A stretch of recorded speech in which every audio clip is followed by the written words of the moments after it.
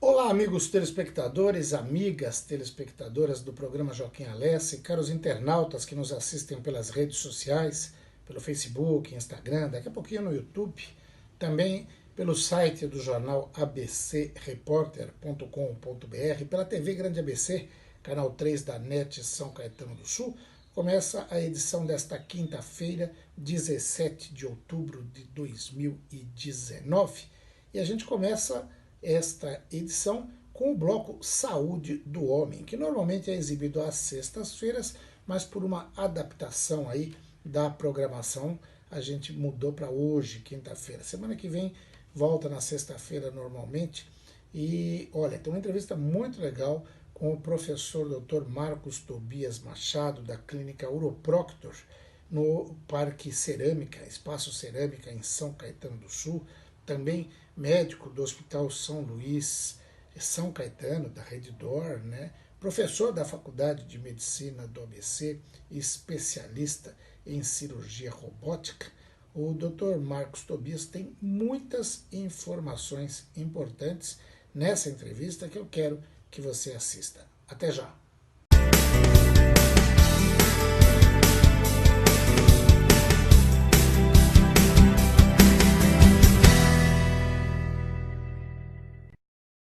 Muito bem, amigos telespectadores, amigas telespectadoras do programa Joaquim Alessi, caros internautas que nos assistem aí pelas redes sociais. E a gente volta a fazer o bloco Saúde do Homem com o professor Dr. Marcos Tobias Machado, professor da Faculdade de Medicina do ABC, médico da Redditor, Hospital São Luís, nas várias unidades e aqui em São Caetano do Sul, pertinho da Uroproctor. Professor, mais uma vez, bom dia, obrigado por me receber aqui no seu consultório. Sempre um prazer. Prazer é todo meu.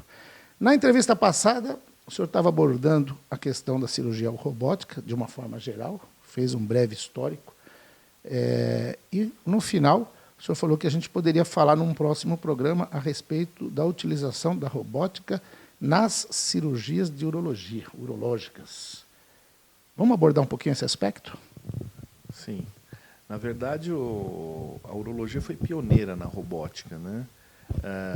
Ela demorou um pouco para entrar na laparoscopia, né, que é aquela cirurgia que é feita com o cirurgião coordenando as pinças.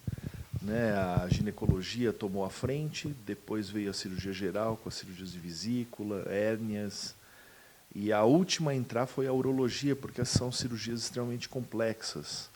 Né, rim, próstata, fica numa posição na pelve muito profunda. Então, os urologistas embarcaram tarde na cirurgia laparoscópica pura. Mas, ao contrário disso, parece que a cirurgia robótica foi feita para a urologia. Porque, exatamente por isso, por serem cirurgias mais complexas, pelo órgão-alvo estar fixo, diferente de alças intestinais que têm movimento. Então, isso facilita muito com que você, utilizando a cirurgia robótica, tenha um bom acesso à cavidade. Então, isso começou com a urologia em 2001. Né, o professor Claude Abou, em Paris, fez a primeira prostatectomia radical. E depois, nos Estados Unidos, Mani Menon difunde essa técnica, já em 2002, já com mais de 100 casos operados. Ele traz um francês também para fazer a procturação dele. Né, e a partir disso começa então a era da cirurgia robótica, que depois vai se disseminando. Então, a prostatectomia radical, que é a retirada da próstata para o câncer da próstata, foi essa cirurgia que deu o boom inicial da cirurgia robótica. E hoje é a indicação principal para a cirurgia robótica, porque a ideia de você curar o câncer e manter as funções do paciente, seja a função sexual, seja a função urinária, a preservação de uma boa continência urinária. O que a gente chama de trifecta, são 3 pontos do tratamento do câncer da próstata. Então, isso é facilitado com a técnica robótica, com a amplificação da imagem, com o movimento estático, com as pinças articulares, tudo isso é muito mais fácil pela via robótica. Né? Quer dizer, a gente percebe que nesses 20 anos, praticamente, quase, não chegou nem a 20 ainda, né? O que, em termos de avanço da medicina, é um período até muito rápido, né?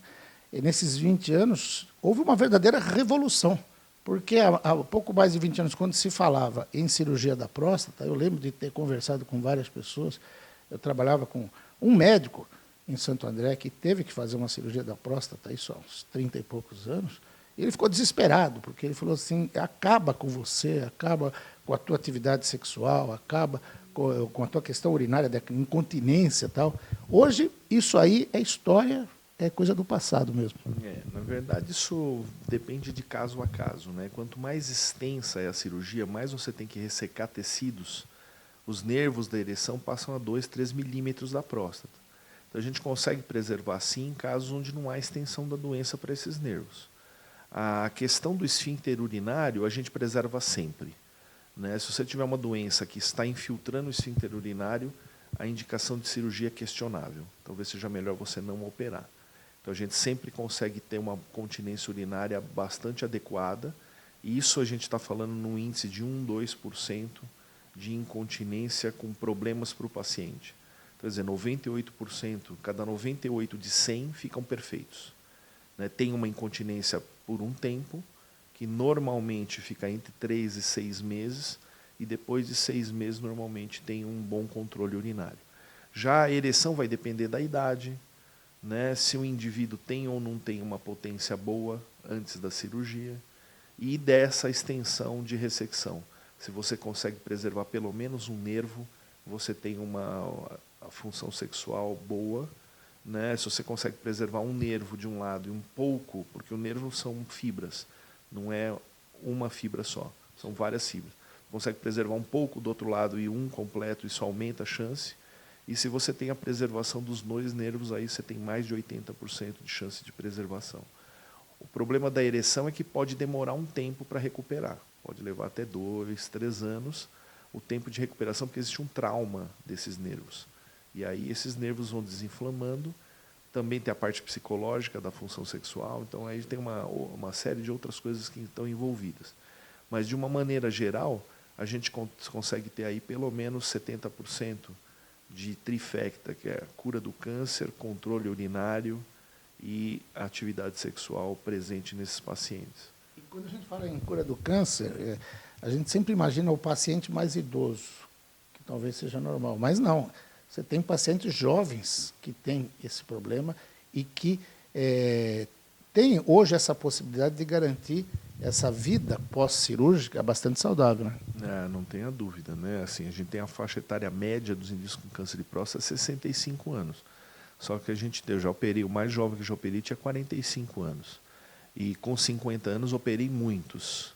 Né? Quando o indivíduo tem entre 50 e 60 anos de idade, a chance de você preservar a ereção dele é altíssima. Porque normalmente você detectou no começo o problema, e preservando você aumenta muito a chance. O indivíduo jovem tem vasculatura boa, você consegue preservar a atividade sexual num índice muito alto de pacientes jovens assim. Tá? Agora, professor, o câncer de próstata, ele tem sintomas? A pessoa percebe que está com algum problema ou só numa consulta anual que ele deve fazer aí ao especialista e com os exames é possível detectar isso? No começo o câncer de próstata não dá sintoma nenhum. Né? O câncer de próstata se localiza na periferia da próstata. Então o que pode acontecer é ele ser detectado pelo toque, né? Que a gente entra pelo ânus e em contato com a próstata, sente uma nodulação na próstata. Mas a maioria dos casos não é isso, a maioria dos casos não tem sintomas e tem uma elevação do PSA, que é o antígeno prostático específico. Então, quando existe um aumento do PSA, existe uma suspeita que pode haver um problema na próstata, que pode ou não ser um câncer da próstata, e isso tem outros exames para serem investigados e fazer o diagnóstico. Então, o correto mesmo é ter uma consulta periódica aí com um especialista, mesmo que o cidadão, mesmo que o homem não sinta nada, para poder fazer esses exames de sangue, esses exames de PSA, para saber se tem algum problema e descobrindo quanto mais cedo o resultado é melhor, né?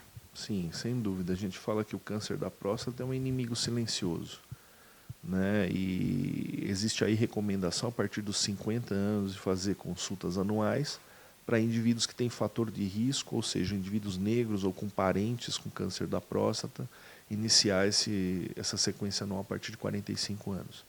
Então, essa é né? Além disso, a gente fala para vir a partir de 40 anos para ver a saúde global, né? Ver como é que está a parte da sexual, a parte de hormônios, né? A parte mental, né? A gente seguir o estresse, né? O homem precisa se cuidar, a partir de 40 anos está com um urologista e um médico clínico, que pode ser um cardiologista ou um clínico geral, para acompanhar a saúde global dele. Muito obrigado por mais essa entrevista e a gente vai voltar mais vezes aqui. Tá, um prazer. Professor Dr. Marcos Tobias Machado, da Uroproctor, de São Caetano do Sul, professor da Faculdade de Medicina do ABC, médico da Rede DOR, Hospital São Luís, São Caetano do Sul, também de outras unidades também da Rede DOR, conversou com você.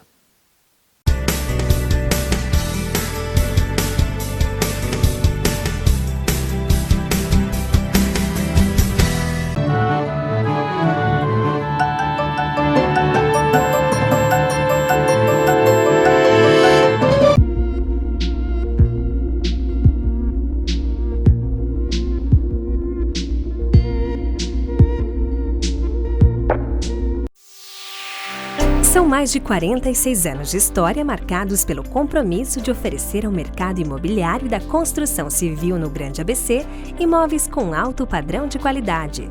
Fundada em 1973 e com sede própria na cidade de São Bernardo do Campo, a construtora Jaci tem se destacado por inovar e trazer as melhores soluções em projetos imobiliários. A construtora Jaci é sinônimo de qualidade e credibilidade.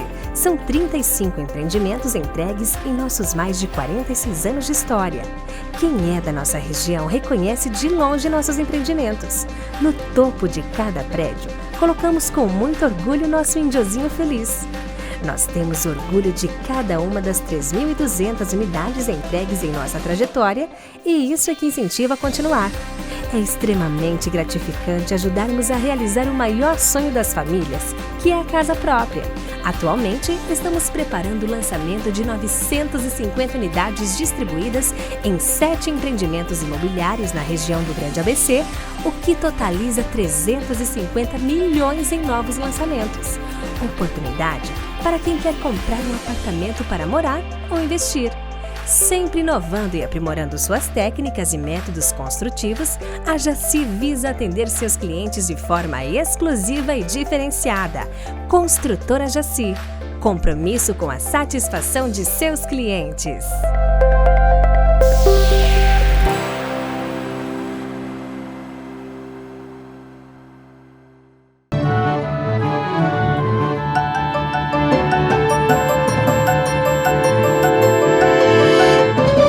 Depois de ver o bloco Saúde do Homem, depois do intervalo comercial, a gente vai para uma matéria muito legal sobre arte, cultura e culinária.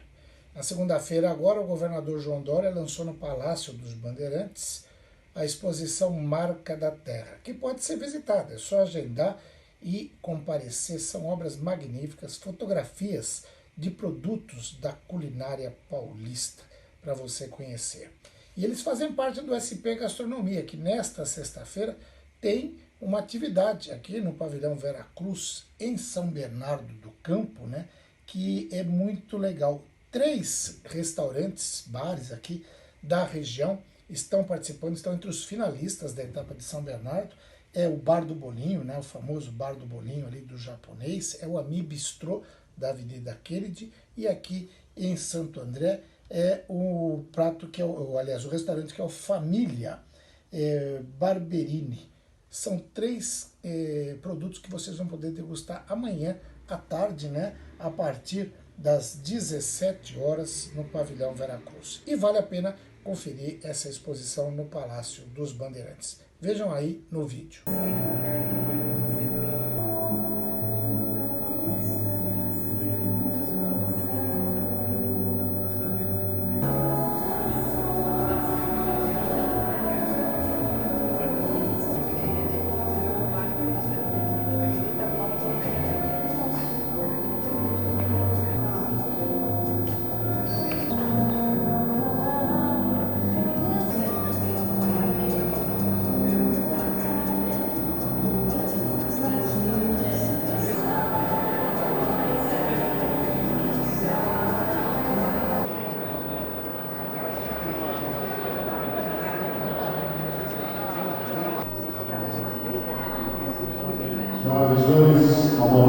Acompanhado pela senhora Ana Cristina Carvalho, nossa curadora do Acervo Artístico e Cultural dos Palácios do Governo. Convidamos para que também... Henrique Peron, por favor, Henrique. Muito obrigado pela presença de todos. Teremos... O título desta exposição sugere uma reflexão sobre uma das importantes e fundamentais temas sobre a questão das identidades culturais de uma região, de um grupo social, que é a gastronomia. Então, este ano, e agora especialmente este mês, o Governo do Estado de São Paulo lança o programa SP Gastronomia, o qual nós integramos aqui essa exposição, e a exposição apresenta ingredientes, produtos naturais, toda a lavoura, a produção agrícola do Estado de São Paulo, e, enfim, pratos que são patrimônio cultural e imaterial de São Paulo. E para isso, nós convidamos 4 fotógrafos. Nós tomamos a iniciativa, amigos e amigas, de transformar o Palácio dos Bandeirantes também num centro de difusão de arte. Desde que nós assumimos aqui em janeiro, temos estimulado constantemente exposições aqui, valorizando a fotografia, que estava um pouquinho esquecida, não abandonada, mas um pouco esquecida, dentro do contexto de um acervo espetacular que tem o Palácio dos Bandeirantes, que tem o governo de São Paulo, aliás, distribuído em vários museus, várias pinacotecas e vários ambientes públicos. Mas aqui, especificamente, não tinha, não obstante a boa vontade e o desejo da Ana Cristina, não tinha o amplo respaldo para que isso ocorresse. Agora tem. Todos que aqui fizeram as suas exposições, fizeram com muito brilho, nesses 2 espaços. Esse onde vocês estão, vocês têm ali o corredor que passa pelos pratos históricos do Salão dos Pratos, e do outro lado tem a continuidade da exposição também. E vale a pena, eu sou um entusiasta pessoalmente da fotografia, os meus amigos sabem disso, aliás, eu sou entusiasta da cultura e da arte de forma geral, mas em especial da fotografia. E a fotografia passou a habitar aqui o Palácio dos Bandeirantes em vários dos seus ambientes, sobretudo depois da reforma que fizemos, estamos terminando, hoje já temos 70% do Palácio totalmente reformado e colocado numa condição adequada ao Palácio dos Bandeirantes, ao Palácio dos Brasileiros de São Paulo, o que é um orgulho para nós, porque fizemos isso com pouquíssimo investimento, muita participação privada, de empresas que doaram desde mobiliário até parte de acervos que foram incorporados aqui, e para pagar o custo da reforma passamos a alugar o palácio, como acontece na Europa, como acontece nos Estados Unidos, no Canadá, os países civilizados do mundo buscam funding com a locação dos seus espaços. O Celso Leitão e o Gustavo sabem disso, e aqui hoje nós temos a locação de todos os espaços do Palácio à noite, podem ser utilizados pelo setor privado. Aliás, fica a dica para quem tem empresas e queiram utilizar, usem. O custo é competitivo e a vantagem, você está num local de bom acesso, um amplo estacionamento, aqui cabem mais de 600 automóveis, o acesso é fácil, o lugar é bonito, e você está aqui nas colinas do Morumbi, então e está no Palácio dos Bandeirantes, ou seja, qualquer evento realizado aqui já ganha imediatamente um status diferenciado. E com este valor, nós estamos cobrindo integralmente todas as despesas relativas à reforma do Palácio. Uma iniciativa inovadora, criativa, como cabe a um governo que quer ter boas ideias e pratica as boas ideias na sua gestão. E o tema da gastronomia, no Marcas da Terra, dentro do SP Gastronomia, é um projeto lindo que o Celso Leitão e a sua equipe empreenderam, com o apoio transversal de várias outras secretarias, obviamente Secretaria de Agricultura e Abastecimento também, São Paulo tem uma ampla produção de produtos que vão à nossa mesa, no café da manhã, no almoço, no jantar, no lanche. São Paulo é o maior produtor de açúcar do mundo, não é só do Brasil, o maior produtor também de laranja e suco de laranja do mundo, o maior produtor de frutas do Brasil. Muita gente pensa que é o Vale do São Francisco, é na região Nordeste, não é. Em volume é São Paulo, não todas as frutas, evidentemente, mas um bom número delas. E por aí vai, é o maior produtor de amendoim, o maior produtor de ovos. Na área de proteína animal, em alguns casos está em segundo, outros está em terceiro lugar, se considerarmos porcos, suínos e a carne bovina, e por aí, São Paulo tem sempre uma posição de liderança, e nós destacamos isso no SP Gastronomia. O projeto começou no dia 1º de outubro e vai até o dia 31, e em todo o estado de São Paulo. Amanhã mesmo eu vou a Taubaté, nós temos um evento do SP Gastronomia em Taubaté. São mais de 200 cidades do interior de São Paulo, além da capital, que estão realizando esse programa do SP Gastronomia, e com os grandes chefes de cozinha, brasileiros e não brasileiros aqui, tem inclusive convidados internacionais que aceitaram o convite e vão participar, estão participando do nosso evento, e tem também uma iniciativa pioneira, que com a Morena Leite, uma das grandes chefes, baiana de Trancoso, nós estamos treinando os cozinheiros do Bom Prato. Então, todos os Bom Pratos de São Paulo, do estado de São Paulo, estão recebendo um treinamento coordenado pela Morena Leite e a equipe da Morena Leite, para o aperfeiçoamento e a melhora da qualidade no conhecimento daqueles que fazem a comida do Bom Prato, que você sabe que é um programa social do governo de São Paulo que oferece a refeição a R$1. Você tem 50 centavos para tomar o café da manhã, R$1 para o almoço, e em vários já temos jantares também a R$1, e sempre com boa qualidade. Agora, ainda mais com a grife da Morena Leite e da sua equipe, e o contentamento, a alegria, Ana Cristina, dos chefes, quer dizer, dos cozinheiros, do Bom Prato, ao receberem um treinamento, você não faz ideia a alegria que eles estão tendo, porque nunca tiveram isso, eles nunca foram treinados por um chefe de cozinha, nunca foram considerados nesse sentido. Então, mais uma bela iniciativa sob o comando do Sérgio Saleitão. E com a fotografia, nós, mais uma vez, unimos a arte da culinária, a arte da economia criativa, com a arte da fotografia, reproduzindo momentos da culinária, momentos dos alimentos. Então, o contexto de vocês está dentro de um grande programa chamado SP Gastronomia. E o ano que vem nós vamos repetir e até ampliar, além de fazer aqui no Palácio dos Bandeirantes, a ideia é fazer uma grande exposição lá no Memorial da América Latina, que é o epicentro do Festival SP Gastronomia. Não é o único, nós temos 200 cidades envolvidas, mas o epicentro é o Memorial da América Latina, com um trabalho excepcional, coordenado pelo Jorge Damião, que está aqui, que é o presidente do Memorial da América Latina.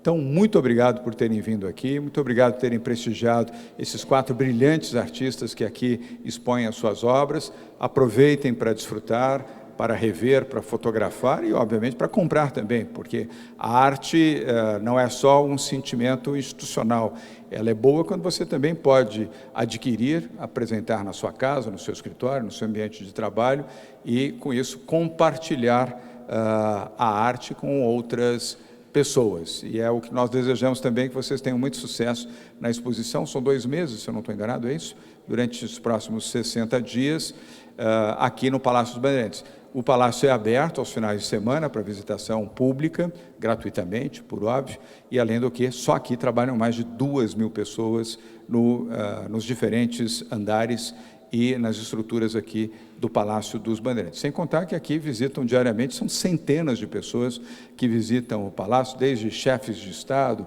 governadores, empresários, líderes da sociedade civil, que vão estar, e a entrada é exatamente por aqui, vão estar desfrutando da obra de vocês também. Se tiverem curiosidade, nesse grande hall que foi reformado e ficou pronto agora no último dia 30, vocês vão ver, finalmente, num ambiente adequado, os operários da Tarsila do Amaral, que está nessa parede do lado direito. Primeiro visitem a exposição e, antes de ir embora, vão ver a obra da Tarsila, que está aqui, Os Operários, de 1932, a segunda obra mais importante da Tarsila do Amaral. A mais importante, infelizmente, não está no Brasil, está no Malba, em Buenos Aires, que é o Vaporú.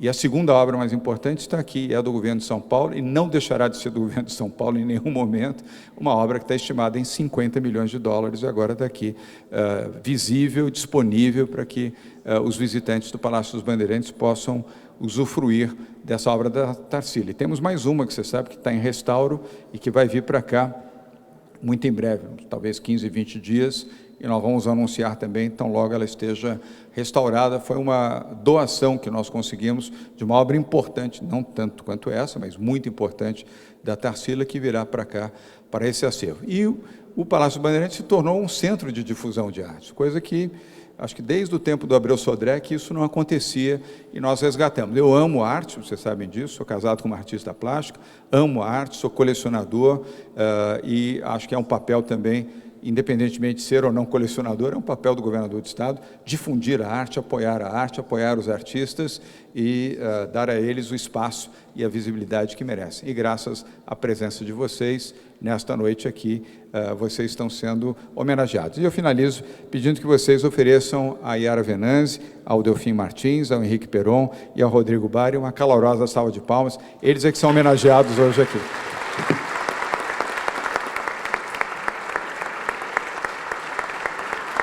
A palavra, o governador João Dória.